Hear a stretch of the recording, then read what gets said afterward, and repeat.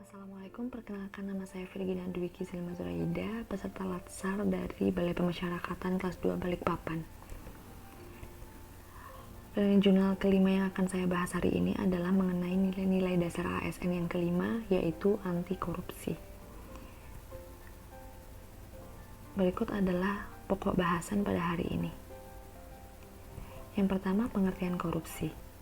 Korupsi berasal dari bahasa Latin corruptio yang berarti kerusakan atau kebobrokan, juga berasal dari bahasa Yunani yang berarti perbuatan yang tidak baik, tidak bermoral, dapat disuap, menyimpang, dan serta melanggar norma-norma baik hukum, agama, maupun adat.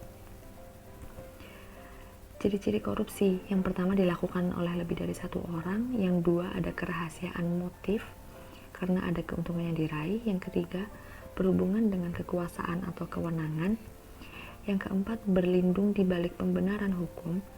Yang kelima, melanggar kaedah kejujuran dan norma hukum. Dan yang keenam, mengkhianati kepercayaan. Berikut adalah penyebab korupsi. Yang pertama adalah penegakan hukum yang tidak konsisten. Yang kedua, penyalahgunaan kekuasaan atau kewenangan. Yang ketiga, langkanya lingkungan yang anti korup. Yang keempat, rendahnya pendapatan atau penyelenggaraan negara. Yang kelima, kemiskinan atau keserakahan. Yang keenam, keuntungan korupsi lebih besar daripada kerugian ditangkap. Selanjutnya adalah pemberian imbalan atau jasa. Dan yang terakhir adalah gagalnya pendidikan agama dan juga etika. Pokok bahasan yang kedua adalah dampak perilaku dan tindak pidana korupsi. Hukum tidak akan pernah berdiri tegak dan dapat memberikan keadilan jika masih ada korupsi di dalamnya. Dampak korupsi secara umum adalah merugikan negara.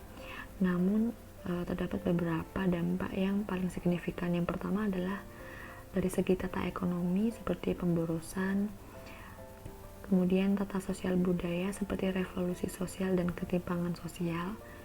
Yang ketiga adalah tata politik, mengakibatkan ketidakstabilan politik.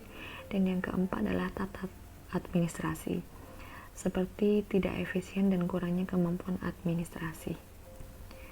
Bahasan yang ketiga adalah peran tunas integritas. Dilansir dari PowerPoint LAN RI, tunas integritas berprinsip bahwa manusia sebagai faktor kunci perubahan yang dapat memberantas korupsi dengan cara memperbaiki akhlak dan juga moral. Perannya adalah menjadi jembatan masa depan kesuksesan organisasi, membangun sistem integritas, serta mempengaruhi orang lain dengan dampak yang baik.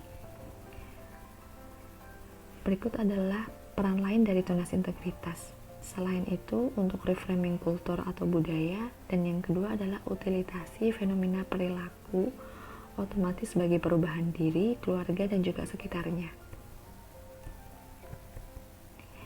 Sekian learning journal hari ini, terima kasih.